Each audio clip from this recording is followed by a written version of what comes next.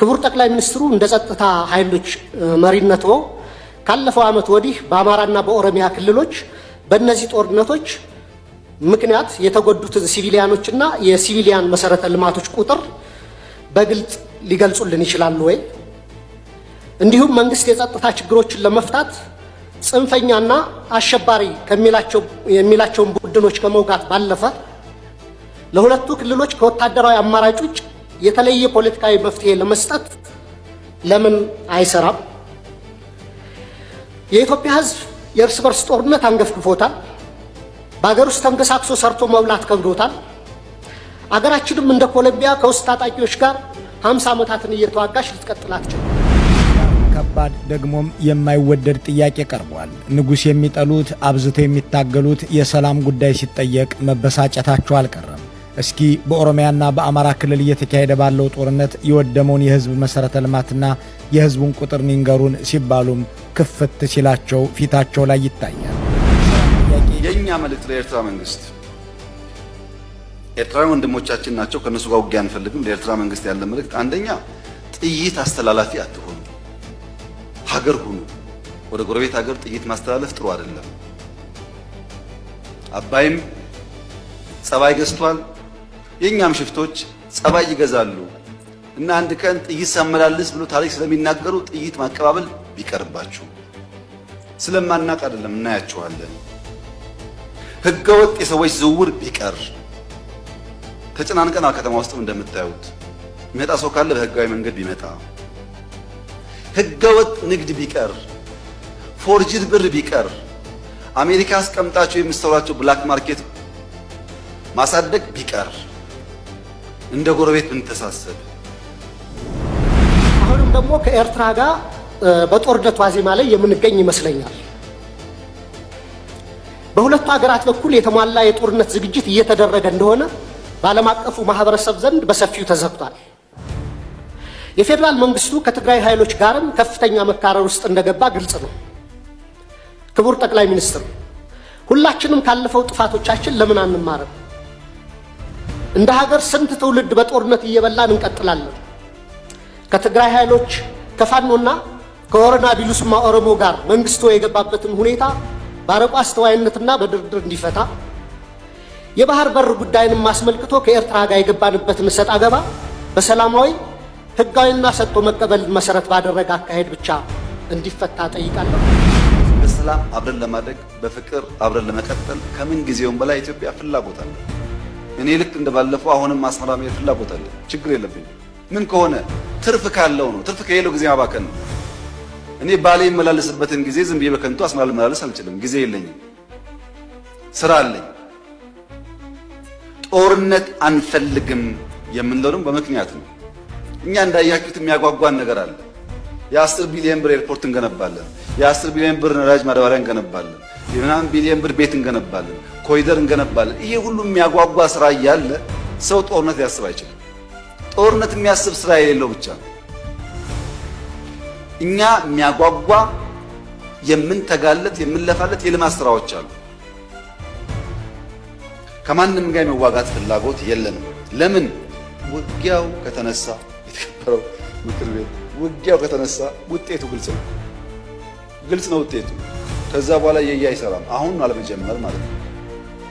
አሁን ውጊያ እንትና ያግዘኛል የሚባል ነገር ሰው እንዴት ዩክሬን እያየ ፓለስቲንን እያየ ስለማገዝ ያወራል? ማንም አይሞትልህም። ሞራል ይሰጣል እንጂ አይሞትልህም። መጨረሻ የምትሞተው አንተው ነህ። አያዋጣም። ከበደ ያለ ተሰማ አለ የሚባል አያዋጣም። ከበደ ተሰማ 10 ጥይት ያቀብልሃል እንጂ መጥቶ አይሞትልህም። አየን እኮ በቲፎዞ ውጊያ እንደማይቆም እኮ አየን። እና አንፈልግም። ልማት ነው የምንፈልገው፣ ሰላም ነው የምንፈልገው። ከማንም ጋር ግጭት ለማድረግ ፍላጎት የለንም። ከገባን ግን ግልጽ ነው ውጤቱ። አስተማማኝ አቅም ነው ያለን። ማንም አያቆመንም። ይሄ ግልጽ መሆን አለበት። ጠቅላይ ሚኒስትሩ የቀረበላቸውን ድርድር መወድሶች ካዳመጡ በኋላ ተነሱ የተባሉትን ጥያቄዎች መመለስ የጀመሩት እንደ ሁልጊዜው ትልቅ ውሸትን በማስቀደም ነው። ኢትዮጵያ ብድር መክፈል የማትችል ተብላ ዲፎልትድ ሀገር ሆናለች የተባለች ብትሆንም $1 ቢሊዮን ዕዳዋን ለመክፈል አቅም የሌላትና የኢኮኖሚ ጣፈንታዋም የማይታወቅ በመሆኑ አሁኑኑ ትክፈለን ብለው ይህ ካልሆነ አበዳሪዎቹ ወደ ፍርድ ቤት ጭምር ሊሄዱ እንደሚችሉ የተዘገበበትን ዓለም አቀፍ ጉዳይ መክፈል ስለምትችሉ ተባልን በማለት ይዋሻል። ኢትዮጵያውያን የዕለት ከዕለት ሕይወት ውስጥ ካለው መሰረታዊ የሰላምና የጸጥታ መናጋት፣ የኑሮ ውድነትና የዲሞክራሲ ምህዳር መጥበብ ከንግግራቸው ይዘት ጋር የሚጣረስ ነው የሚል እምነት አለኝ። በዚህ ዙሪያ የሚከተሉትን 3 ዋና ዋና ጥያቄዎች ለክቡር ጠቅላይ ሚኒስትሩ አቀርባለሁ። የማቀርባቸው ጥያቄዎችም ዛሬም በጨለምተኝነት እንደማይወሰዱ ተስፋ አረጋለሁ።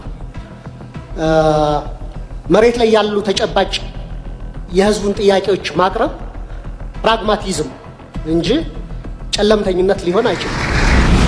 በአሃዛዊ ቁጥሮች የሚለካ ሳይሆን በአፍንጫና በጠረን ይሁን የሚሉት ጠቅላይ ሚኒስትሩ ግብርና መር የሚባለውን የምጣኔ ሀብት ፖሊሲ የሚረዱትም አይመስሉም። የኢትዮጵያን አርሶ አደር ከግብርና ወደ ኢንዱስትሪያላይዜሽን ማሸጋገር የሚል ዓላማን ይዞ የተቀረጸ እንደነበርም ይገባቸዋል ተብሎ አይታሰብም። እንደ እርሳቸው ያለ ትውልድና አመራር እንዳከሸፈው የኢትዮጵያ አርሶ አደር ቀየውን ጦር ሜዳ አድርገው አገሪቱን ወደ ማጥ እንዳስገቧትም ያምናሉ ተብሎ አይጠበቅም። ይልቁንም እኔ እያሉ ይቀጥላሉ። 86 ሚሊዮን ህዝብ ያደህዩ መሪ መሆናቸውን ሳይሆን እንደኔ ያለ መንግስት እድገት ያመጣ በታሪክ ሁሉ አታገኙም ይላሉ። እስካሁን ኢትዮጵያ ውስጥ በኔ መንግስት ደረጃ ጀምሮ የሚጨርስ የኢትዮጵያን ልማት ያመጣ ደግሞ ታይቶ አይታወቅም። ይሄ ደግሞ እውነት ነው። አገሪቱ ሚሊዮኖችን እየበላ ባለ ጦርነት ውስጥ $ቢሊዮን በሚያደቅ የእርስ በርስ ውጊያ ላይ መሆኗ ዓለም አቀፍ እውነት የኢትዮጵያ ህዝብም ሐቅ ቢሆንም የብልጽግና ፓርላማ ሰዎች ግን ደጋግሞ የጠየቁት ኤርትራን ለምን አደብ አታስገዛልንም? ትግራይን ለምን ልክ አታስገባልንም? ሽብርተኛና ጽንፈኛን ታግሰን እስከ መቼ የሚል ይዘት ያላቸው ነው። ከባድ ደግሞም የማይወደድ ጥያቄ ቀርቧል። ንጉሥ የሚጠሉት አብዝተው የሚታገሉት የሰላም ጉዳይ ሲጠየቅ መበሳጨታቸው አልቀረም።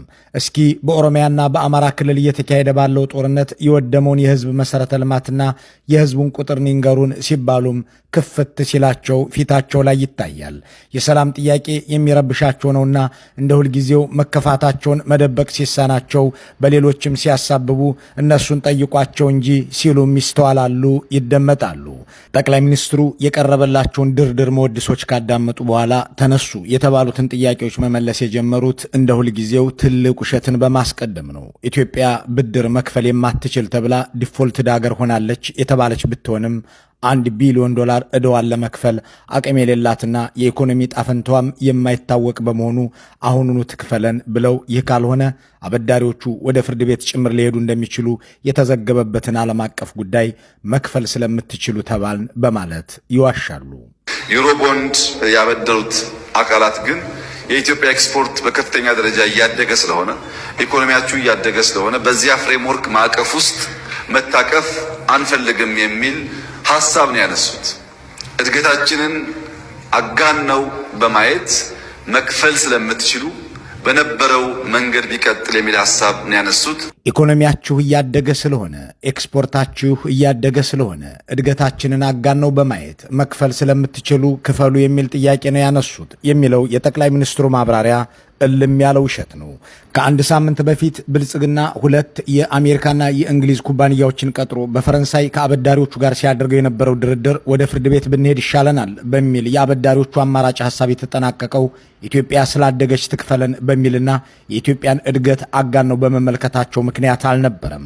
ሮይተርስና ብሉምበርግ ከቦታው እንደዘገቡት ብልጽግናዎች 200 ሚሊዮኑን አሁን እንክፈል፣ $850 ሚሊዮን የሚሆነውን የመክፈያ ጊዜ ወደ 2029 አሸጋሽጉልን፣ በሚቀጥሉት 4 ዓመታትም በየ3 ወሩ $30 ሚሊዮን ገደማ እንክፈል፣ እዚህ ላይ ፐርሰንቴጅ ፊ ወይም የአገልግሎት ወለድ 1.5% ይታሰብብን ብለው ጥያቄ ቢያቀርቡም አበዳሪዎቹ ግን IMF በሚቀጥሉት ተከታታይ ዓመታት ይመዘገባል ብሎ ከተነበየው የኤክስፖርት ምርታችሁ ውስጥ እስከ 180 ሚሊዮኑን በአንድ ዓመት ብቻ ልትከፍሉን ይገባል፣ ለዚህም የአገልግሎት ወለድ ወይም ፐርሰንቴጅ ፊ 4.75 በመቶ ይሆናል የሚል ጥያቄ አንስተዋል። ይህም አንድ እንደማይድን የተረጋገጠ ህመምተኛ ብዙ ገንዘብ ተበድሮ አልጋ ላይ ቢውል ሳይሞት ያለውን አስከፍሎ ገንዘቡን ለማስመለስ እንደሚጣጣር አበዳሪ ያለ ነው። አብይ ግን እድገት ስላለ ነው ብድር መክፈል ያልቻልነው ባይ ናቸው። በቅርቡ ዓለም ባንክ የኢትዮጵያ ድህነት እያደገ ሄዶ 43 በመቶ አዲስ ድሃዎች ተፈጠሩ አለ ተብለው ሲጠየቁም ይበሳጫሉ። አስደማሚም ተብለናል እኮ ብለው መናገራቸው ሳይበቃ እንዲህም ብለው መዋሸታቸው ሳያንስ ይህ ከሆነ የሚሰማችሁ ችግር ነው በማለት አስደማሚ ስንባል የት ነበራችሁ አይነት ጥያቄ ያነሳሉ። የዓለም ባንክ በቅርቡ ያወጣው መረጃ እንደሚጠቁመው የኢትዮጵያ የድህነት ምጣኔ በሁለት ዲጂት አድጎ ወደ 43% እንደሚያሻቅብ ገልጿል። ይህ ማለት ከሁለት ኢትዮጵያውያን አንዱ በድህነት አረንቋ ውስጥ ይገኛሉ ማለት ነው። ወርልድ ባንክና IMF የኢትዮጵያ ሪፎርም አስደማሚ ነው፣ ያልጠበቅነው ውጤት ተመስግቧል ሲባል ዜናው የማይሰማችሁ ከሆነ የወርልድ ባንክ የኢትዮጵያ ድህነት ጨምሯል ሲል ዜና የሚሰማችሁ ከሆነ ችግር ነው። የኢትዮጵያን ኢኮኖሚ በጠረንና በአፍንጫ መለካት ከጀመሩ የሰነባበቱት ጠቅላይ ሚኒስትሩ የኢትዮጵያ ሕዝብ ድህነቱ እየባሰበት መጣ፣ ኑሮ ውድነቱን አንገቱን አስደፋው፣ አገራችን ዕዳ መክፈል የማትችልም ተባለች ሲሉ አፍንጫ መር መከራከሪያ አምጥተው ግብርና መር የሚባለውን የኢኮኖሚ ፖሊሲ ያጣጥለው አሽትቱ ያመጣውትን እድገት መለካት የሚችል ሰው ጥሩ አፍንጫ ያስፈልገዋል በማለት ኢኮኖሚውን ከግብርና መር ወደ አፍንጫ መር ይወስዱታል። ሁላችሁም እንደምታስታውሱት የኢትዮጵያ ኢኮኖሚ ግብርና መር የሚል ፖሊሲ ይከተል ነበር። ይሄ የሚጨበጥ የሚዳሰስ የሚታይ እድገት ነው። እንደ ከዚህ ቀደሙ ያለ የቁጥር እድገት አይደለም። የኢትዮጵያ የአሁን እድገት ጥሩ አፍንጫ ያለው ሰው በሽታ ያውቀዋል። ከተማ ውስጥ ሲንቀሳቀስ በሽታ እድገቱን ያውቀዋል። ኢኮኖሚ በአሃዛዊ ቁጥሮች የሚለካ ሳይሆን በአፍንጫና በጠረን ይሁን የሚሉት ጠቅላይ ሚኒስትሩ ግብርና መር የሚባለውን የምጣኔ ሀብት ፖሊሲ የሚረዱትም አይመስሉም። የኢትዮጵያን አርሶ አደር ከግብርና ወደ ኢንዱስትሪያላይዜሽን ማሸጋገር የሚል ዓላማን ይዞ የተቀረጸ እንደነበርም ይገባቸዋል ተብሎ አይታሰብም። እንደ እርሳቸው ያለ ትውልድና አመራር እንዳከሸፈው የኢትዮጵያ አርሶ አደር ቀየውን ጦር ሜዳ አድርገው አገሪቱን ወደ ማጥ እንዳስገቧትም ያምናሉ ተብሎ አይጠበቅም። ይልቁንም እኔ እያሉ ይቀጥላሉ። 86 ሚሊዮን ህዝብ ያደህ መሪ መሆናቸውን ሳይሆን እንደኔ ያለ መንግስት እድገት ያመጣ በታሪክ ሁሉ አታገኙም ይላሉ። እስካሁን ኢትዮጵያ ውስጥ በኔ መንግስት ደረጃ ጀምሮ የሚጨርስ የኢትዮጵያን ልማት ያመጣ ደግሞ ታይቶ አይታወቅም። ይሄ ደግሞ እውነት ነው።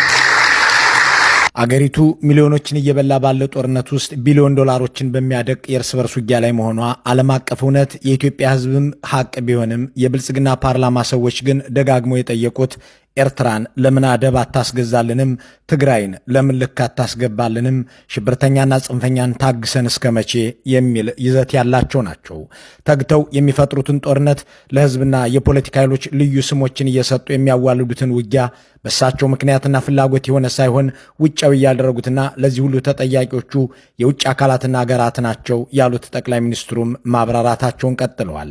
ሐቀኛ ድርድር አድርገው ሰላም ስለማምጣት ሳይሆን አንጃ እየፈጠሩ ያስኮበለሏቸውን ምሳሌ በማድረግም ይናገራሉ። አፈ ጉባኤ ክቡር ጠቅላይ ሚኒስትሩንም ለጥያቄዎቻችን ምላሽ ለመስጠት በመካከላችን ስለተገኙ ማመስገን እፈልጋለሁ። ወደ ከምስጋና ቀጥሎ ወደ ጥያቄዎች ከመግባቴ በፊት እኔም ስለ አባይ መጠናቀቅ አንዳንድ ነገሮችን ማለት እፈልጋለሁ። ስለ ግድቡ የግድቡ መጠናቀቅ ለኢትዮጵያ ትልቅ ድል ነው። ለሀገራችን የሚፈጥርላት ሰፊ ጂኦስትራቴጂክ አቅም እንዳለ እረዳለሁ፣ አምናለሁ። ዘግይቶም ቢሆን እንኳ መጠናቀቁ በጣም የሚያስደስት ነው። በርካታ በኢህአዴግ ጊዜ ተጀምሮ የነበሩ ፕሮጀክቶች እንደ ማዳበሪያ፣ እንደ ስኳር ፕሮጀክቶች ተቋርጠው የቀሩ አሉ።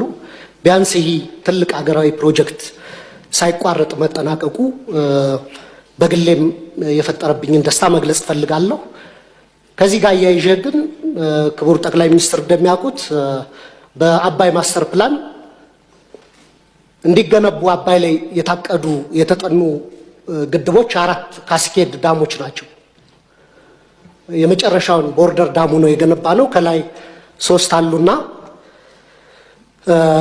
ቢያንስ ሁለተኛውን ከላይ ካሉት ከ3ቱ አንዱን ፕሮጀክት ማሰብ ብንጀምርና በርሶ ጊዜ ቢያንስ እንደዚህ አይነት የታላቁ የህዳሴ ግድብ አይነት ፕሮጀክት የመሰረት ድንጋይ ቢቀመጥ ነገ ቀጣይ ትውልድ ሊጨርሰው ይችላልና እሱ በዚህ አጋጣሚ እንዲታሰብ ማለት ፈልጋለሁ። በመቀጠል ወደ ጥያቄዎች አልፋለሁ። ክቡር ፕሬዝዳንቱ ለሁለቱ ምክር ቤቶች ያቀረቡት የመክፈቻ ንግግር ብሩህ ተስፋን የተሞላ ቢሆንም በኢትዮጵያውያን የዕለት ከዕለት ህይወት ውስጥ ካለው መሰረታዊ የሰላምና የጸጥታ መናጋት፣ የኑሮ ውድነትና የዲሞክራሲ ምህዳር መጥበብ ከንግግራቸው ይዘት ጋር የሚጣረስ ነው የሚል እምነት አለኝ። በዚህ ዙሪያ የሚከተሉትን 3 ዋና ዋና ጥያቄዎች ለክቡር ጠቅላይ ሚኒስትሩ አቀርባለሁ።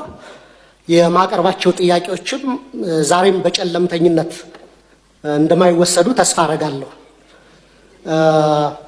መሬት ላይ ያሉ ተጨባጭ የህዝቡን ጥያቄዎች ማቅረብ ፕራግማቲዝም እንጂ ጨለምተኝነት ሊሆን አይችልም። በግል ፐርሰናል ህይወቴም ቢሆን በፖለቲካ ኤክስፒሪየንስም ጨለምተኛ አይደለሁም፣ ተስፈኛ ነኝ። ጥያቄዎቹን ማነሳ ግን የህዝብ ጥያቄዎች ተገቢውን ትኩረትና ምላሽ እንዲያገኙ ስለሚገባ ነው። ስለዚህ ከ3ቱ ጥያቄዎች የመጀመሪያው በሀገር ውስጥ መረጋጋትና በሰብአዊ መብቶች ዙሪያ ያተኩራል። ክቡር ፕሬዝዳንቱ በንግግራቸው የተቀናጀ የብሔራዊ ጸጥታ ማዕቀፍ ለመፍጠር እየተደረገ ያለውን ጥረት ቢገልጹ በአማራ በኦሮሚያና በተለያዩ ክልሎች ያሉ ጦርነትና ግጭቶች አሁንም ተባብሰው በመቀጠላቸው ብዙዎችን እየጎዱ ነው። ክቡር ጠቅላይ ሚኒስትሩ እንደ ጸጥታ ኃይሎች መሪነት ካለፈው ዓመት ወዲህ በአማራና በኦሮሚያ ክልሎች በእነዚህ ጦርነቶች ምክንያት የተጎዱትን ሲቪሊያኖችና የሲቪሊያን መሰረተ ልማቶች ቁጥር በግልጽ ሊገልጹልን ይችላሉ ወይ? እንዲሁም መንግስት የጸጥታ ችግሮችን ለመፍታት ጽንፈኛና አሸባሪ የሚላቸውን ቡድኖች ከመውጋት ባለፈ ለሁለቱ ክልሎች ከወታደራዊ አማራጭ ውጭ የተለየ ፖለቲካዊ መፍትሄ ለመስጠት ለምን አይሰራም? የኢትዮጵያ ሕዝብ የእርስ በርስ ጦርነት አንገፍግፎታል። በሀገር ውስጥ ተንቀሳቅሶ ሰርቶ መብላት ከብዶታል። አገራችንም እንደ ኮሎምቢያ ከውስጥ ታጣቂዎች ጋር 50 ዓመታትን እየተዋጋች ልትቀጥል አትችልም። ከዚሁ ጋር በተያያዘ በሀገር አቀፍ ደረጃ በስፋት እየተዘገበ ያለው የፖለቲካና የህሊና እስረኞች ጉዳይ እልባት እንዲሰጠው፣ እስረኞችም የተፋጠነ ፍትህ እንዲሰጣቸው በተደጋጋሚ ብንጠይቅም የፖለቲካ አቅጣጫ የተሰጠበት በሚመስል መልኩ በተደጋጋሚ የፍርድ ቤት ቀጠሮ ያለ ፍርድ እየተንገላቱ ነው። ቤተሰቦቻቸውም ከፍተኛ ችግር ላይ ወድቀዋል። የህግ የበላይነት በማስከበር ስም የሚፈጸሙ የዘፈቀደ የፖለቲካ እስሮች ለሚመጣው 7ኛው ዙር ሀገራዊ ምርጫ ፍትሃዊ፣ ነፃና ታማኝነት ያለው እንዳይሆን ላለማድረጉ መንግስት ምን ዋስትና ይሰጣል? 2 ስለ ኢኮኖሚ ሁኔታና የኑሮ ውድነት መንግስት የሀገር ውስጥ የምርት እድገትና የዋጋ ግሽበት ዝቅ ማለቱን ቢገልጽም የዜጎች ኑሮ ሁኔታ በከፍተኛ ደረጃ ከዕለት ወደ ዕለት እየተባባሰ ነው። የዓለም ባንክ በቅርቡ ያወጣው መረጃ እንደሚጠቁመው የኢትዮጵያ የድህነት ምጣኔ በ2 ዲጂት አድጎ ወደ 43% እንደሚያሻቅብ ገልጿል። ይህ ማለት ከ2 ኢትዮጵያውያን አንዱ በድህነት አረንቋ ውስጥ ይገኛሉ ማለት ነው። ስለዚህ አንደኛ ኑሮ ውድነትና የድህነት ቅነሳን በተመለከተ መንግስት በሚያቀርባቸው ይፋዊ ስታቲስቲክስና በህዝብ የዕለት ከዕለት ኑሮ መካከል ያለውን ሰፊ ልዩነት እንዴት ሊያብራራልን ይችላል? መሰረታዊ የምግብና የፍጆታ ዕቃዎች ዋጋ መጨመርን ለመከላከልና ተጨማሪ ቤተሰቦች ወደ ድህነት እንዳይገቡ ለመከላከል መንግስት ለመተግበር ያቀደው አስቸኳይ ዕቅድ ካለ ቢብራራልን። ሁለተኛ ስለ ውጭ ዕዳና የማክሮ ኢኮኖሚ መረጋጋትን በተመለከተ ነው። ኢትዮጵያ ለፋይናንስና ለማክሮ ኢኮኖሚ መረጋጋቷ ከፍተኛ ስጋት የሆኑባት ከባድና ዘላቂነት የሌላቸው የውጭና የሀገር ውስጥ ዕዳ ፈተናዎች ተደቅነውባታል። ሀገሪቱ በአሁኑ ወቅት ከፍተኛ የዕዳ ጫና ወይም ዴት ዲስትረስ ውስጥ የምትገኝ ሲሆን በቡድን 20 የጋራ ማዕቀፍ ውስጥ ውስብስብ የሆነ የዕዳ ማስተካከያ ወይም ሪስትራክቸሪንግ ሂደት እያካሄደች ነው። ከዩሮቦንድ አበዳሪዎች ጋር ሲካሄድ የነበረው ተስፋ ሰጪ የዕዳ መልሶ ማዋቀር ንግግሮችም መበላሸታቸው ተዘግቧል። በውጭ ምንዛሪ ገበያው በባንክና በትይዩ ገበያው መካከል ያለው ክፍተት ከቀን ወደ ቀን እየሰፋ ነው። ከነዚህ ተግዳሮቶች አኳያ መንግስት ማህበራዊ ወጪዎችን ሳይቀንስ ያሉብንን ከፍተኛ የውጭ ዕዳ ለመክፈል እና የፋይናንስ ክፍተቱን ለመሸፈን እየሰራ ያለው ስራ ምንድን ነው? በመጨረሻ ከውጭ ግንኙነትና ከባህር በር ጉዳይ የሚያያዙ ነው። መንግስት የቀይ ባህርን ማስመለስ ጉዳይ እንደ ህልውና ጉዳይ በማቅረብ ዋና ትኩረቱንና የፖለቲካ ጉልበቱን ከአጣዳፊ የውስጥ ቀውሶች በተለይም ከባድ የጸጥታና የኢኮኖሚ ችግሮችን ከመፍታት ይልቅ በውጭ ጉዳይ ላይ እንዲያርፉ በማድረግ በትችት አቅራቢዎች ዘንድ የህዝብን ትኩረት ከውስጥ አጣዳፊና አሳሳቢ ችግሮች ለመቀየር የተደረገ ጥረት ነው የሚል አስተያየት እንዲሰጥ አድርጓል።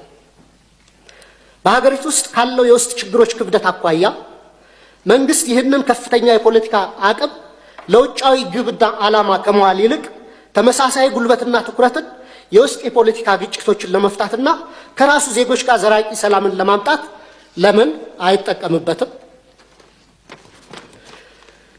ብሔራዊ ጥቅምን ለማስከበር የሚደረግ ማንኛውም አይነት ዲፕሎማሲያዊ ጥረትን በግሌ እቀበለዋለሁ። መንግስት ጉዳዩን የመራበት መንገድ ግን 10 ድስት ጥዶ አንዱንም ሳያማስል እንደሚያሳርረው አይነት ነው።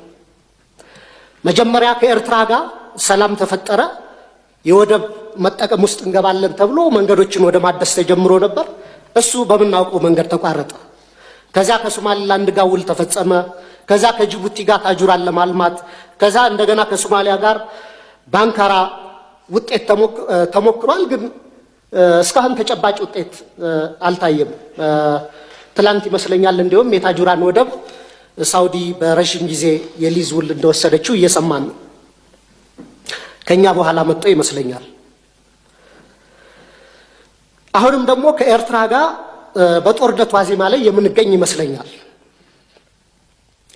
በሁለቱ ሀገራት በኩል የተሟላ የጦርነት ዝግጅት እየተደረገ እንደሆነ በዓለም አቀፉ ማህበረሰብ ዘንድ በሰፊው ተዘግቷል።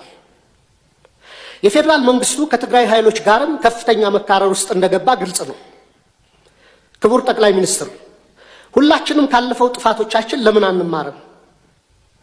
እንደ ሀገር ስንት ትውልድ በጦርነት እየበላን እንቀጥላለን?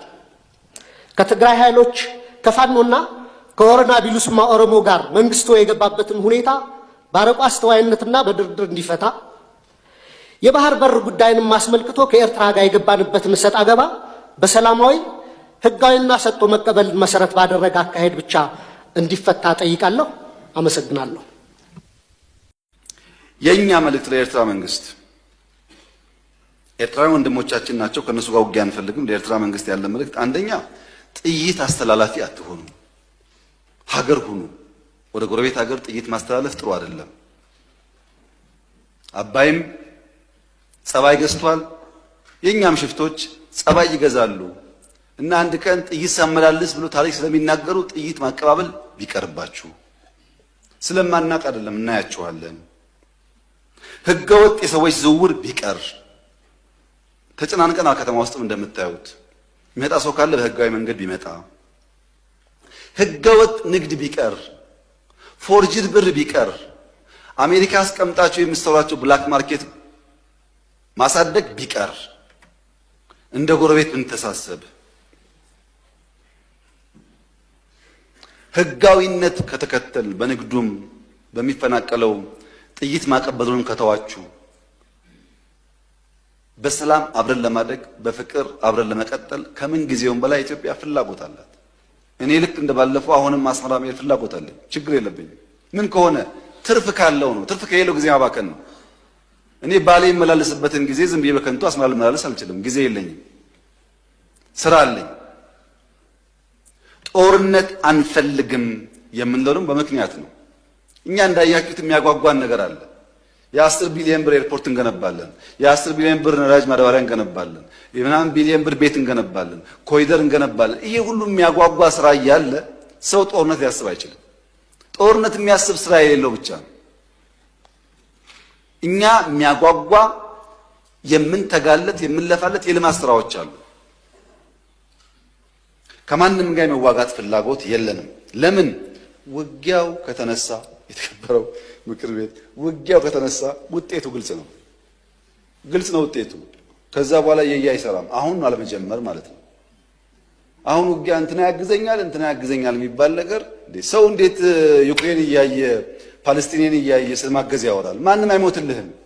ሞራል ይሰጣል እንጂ አይሞትልህም። መጨረሻ የምትሞተው አንተው ነህ። አያዋጣም። ከበደ ያለ ተሰማ አለ የሚባል አያዋጣም። ከበደ ተሰማ 10 ጥይት ያቀብልሃል እንጂ መጥቶ አይሞትልህም።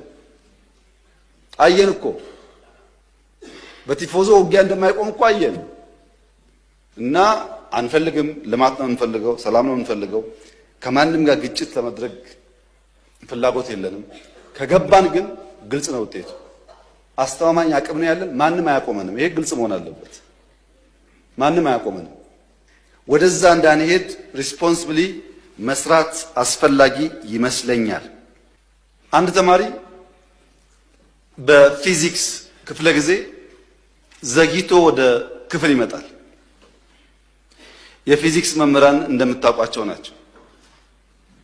የእነሱን ክፍለ ጊዜ ማርፈድ ነውር ብቻ ሳይሆን ወንጀል አድርጎ ያስባሉ። በአማርኛ ክፍለ ጊዜ እንደምንም ይገባል፣ በጂኦግራፊ እንደምንም ይገባል። ፊዚክስ ማትስ ሲሆን ግን መምህራኖቹ አያስጠጉም። ታውቃላችሁ። እና አንደኛው ተማሪ አርፍዶ መጣ። ለምን አርፍደ መጣ ሳይለው መምህሩ እንዴት በእኔ ክፍለ ጊዜ ተረፍዳለህ ብሎ በረንዳ ላይ ከክላሱ በር ላይ ተንበርከክ ይለዋል። ተማሪ ተንበርክኮ ፔሪዮዱ ያልቅና ደውል ሲደወል መምህሩ ሲወጣ ተማሪው ዘሎ ይገባል ወደ ክፍሉ። ሲገባ ብላክቦርድ ላይ 2 ጥያቄዎች ያያል። ሆምወርክ መስሎት እንዳያመልጠው ቶሎ ይጽፋል። ጊዜ አልነበረውም። የሚቀጥለው አስተማሪ ገብቶ እንዳያጠፋበት በፍጥነት ጥያቄውን ጽፎ ሲጨርስ ሁለተኛው መምህር ገባ እና ቀጠለ ትምህርቱ። ቀኑ ዓርብ ዕለት ነበረ።